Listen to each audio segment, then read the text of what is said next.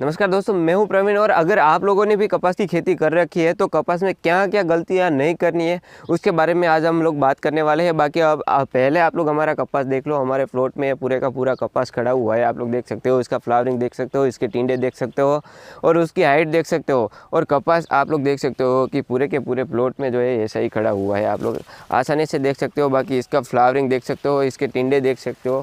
ये पूरे पूरे जो है टिंडे हैं, एक एक लाइन में जो है 7 से 8 टिंडे जो है वो पक चुके हैं। मैं फ्लावरिंग नहीं बोल रहा हूँ, पक्के टिंडे हो चुके हैं। बाकी ऊपर का जो फ्लावरिंग है अभी जो है टिंडे बनना शुरू हो चुकी है।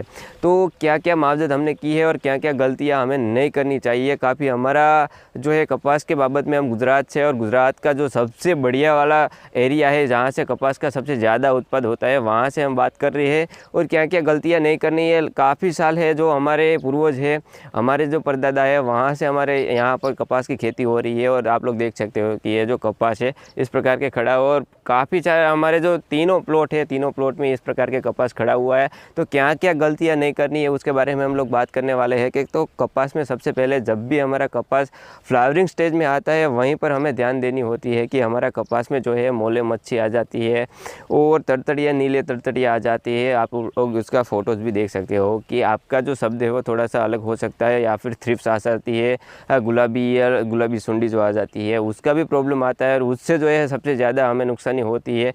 तो उसके बारे में हम भी बात करने वाले हैं कि उसके कंट्रोल करने के लिए क्या करना चाहिए। बाकी जो मोलो मच्छी आते हैं उनसे भी हमें काफ़ी सारा जो है प्रॉब्लम आता है। बाकी थ्रिप्स का सबसे ज़्यादा प्रॉब्लम होता है काफ़ी किसानों को। बट अभी इतना बड़ा बड़ा कपास हो चुका है तो इसमें काफ़ी इतनी बड़ी कोई प्रॉब्लम नहीं होती है थ्रिप्स की। बाकी इसमें हमने क्या किया, आप लोग इसमें कहीं भी एक भी रोग नहीं दिखने वाला है, आप लोग देख सकते हो।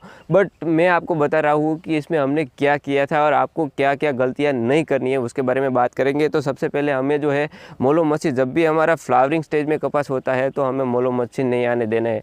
आप लोग ऐसा करोगे तो उसमें जो है हमारे उत्पादन में काफ़ी सारा कटाव लगने वाला है। और हमारे जो टिंडे हैं, हमारे जो कपास के पान है वो सिकुड़ जाने वाले हैं, आप लोग देख सकते हो। तो ऐसा नहीं करना है। और उससे जो होता है तो हमारे कपास की हाइट नहीं बढ़ सकती है और उसके प्रॉब्लम हो जाता है।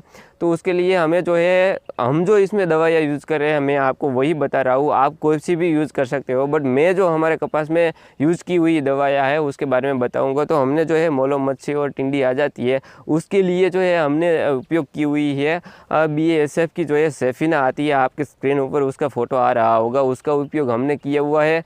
और उसके बाद थ्रिप्स आ जाती है तो थ्रिप्स के लिए हम जो है UPL का अपच आता है उसका उपयोग किया हुआ है। हम एक ही वीडियो में सारी बात दवाइयाँ के कर लेने वाले हैं। आप लोग भी इस स्टेज में जो इस दवाइयाँ का उपयोग नहीं करोगे, इस जो कीटक आते हैं उसको कंट्रोल करने की दवाइयाँ का उपयोग नहीं करेंगे तो आपके जो उत्पाद है उसमें काफ़ी सारा कटाव लगने वाला है। और अगर मैं गुलाबी सुंडी की बात करूँ तो वो तो बहुत ही बढ़िया इसमें प्रॉब्लम आ जाता है। अगर आप लोग उसके कंट्रोल के लिए कुछ नहीं करते हो तो आपके कपास में आधे से ज़्यादा जो उत्पादन है वो कम हो जाने वाला है। तो उसके लिए हम लोग क्या करते हैं, तो दोस्तों हम लोग जो है पहले जो है अभी जो है हम पहले से अभी तक हम बैंगन की खेती करते हैं और कपास की दोनों की खेती हमारे यहाँ होती है। तो एक प्लॉट में कपास होता है और दूसरे प्लॉट में हमारे जो है बैंगन होती है। आप लोग देख सकते हो कि आगे जो है हम गुलाबी, चॉकलेट गुलाबी जो बैंगन आती है उसकी हम बोइंग करते हैं और उसकी खेती करते हैं। तो उस खेती के दौरान उसमें जो काफ़ी सारी पेस्टिसाइड दवाइयाँ का उपयोग करना पड़ता है। और उसकी दवाइयाँ जो है काफ़ी सारी हम कभी कभी इसमें 102 डोज है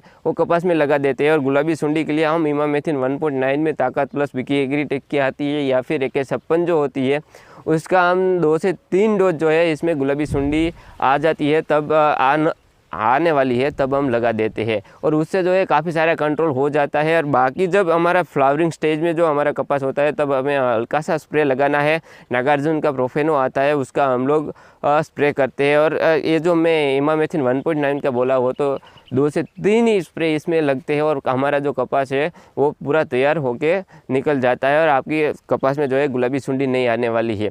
तो ये जो मैंने आपको बताया वो दवाइयाँ था। अगर खाद की बात करें तो हम ज़्यादा इसमें कोई भी खाद डालते नहीं है, केवल और केवल DAP जो है हम लोग इसमें जो है बो देते हैं। और एक ही बैग में आए आधा एकड़ से भी कम का प्लॉट है, उसमें हम एक बैग 50 किलो की बैग है वो DAP की डाल देते हैं। और आप लोग एक ही बार डाला हुआ है 50 किलो इसमें जो है DAP का खाद डाला हुआ है। इसमें नहीं हमने यूरिया दिखाया है, नहीं हमने NPK दिखाया है, नहीं हमने जिंक और नहीं हमने बोरॉन, कुछ भी नहीं दिखाया हुआ है। बाहर से मिट्टी ला के 3 साल में एक बार डाल देते हैं। और आप लोग कपास की हरियाली देख सकते हो, इसमें कोई भी आप क्लोरोफिल की कोई भी आपको इसमें कमी नहीं दिखने वाली है। और इसमें जो है देसी खाद जो होता है हमारा जैविक खाद, वो भी हम लोग डालते हैं। ये जो आपको प्लॉट दिख रहा है इसमें जो है और ट्रैक्टर की 5 टोरी आती है, वो हमने डाली हुई है, आप लोग देख सकते हो। बाकी ये थी हमारी नॉर्मल जानकारी जो हमने इसमें उपयोग की हुई है और हमने जो मेहनत की हुई है वो मैंने आपको बताया। अगर आप लोग भी ऐसे ही कपास की, और गुजरात में आप लोग ने सुना होगा कि सबसे ज़्यादा कपास की उत्पाद होती है, तो उस एरिया में से हम लोग बात कर रहे हैं। और वहाँ से जो अगर आपको जानकारी चाहिए, काफ़ी जानकारी है जो हम लोग आपको बता सकते हैं इस कपास के बारे में, तो आप लोग हमें कमेंट ज़रूर कर देना। और कैसी खेती करनी चाहिए, और जब भी हम कपास का खेत लगाते हैं तो उसमें कैसी जुताई करनी चाहिए, तब जाके ऐसा कपास होगा। मैंने बोला कि हमने केवल और केवल एक DAP की बैग डाली हुई है, ना ही हमने उसमें यूरिया दिखाया है, तो उसके बिना भी ऐसा कपास हो सकता है। तो कैसे हो सकता है वो मैं अगले वीडियो में, अगर आप लोग कमेंट करेंगे तो बनाकर बता दूंगा। बाकी ये था हमारा वीडियो। अगर वीडियो पसंद आए तो वीडियो को लाइक कर देना, चैनल को सब्सक्राइब करना मत भूलना, और आगे ऐसे वीडियो हम लोग लाते रहेंगे। तब तक के लिए जय हिंद, जय भारत।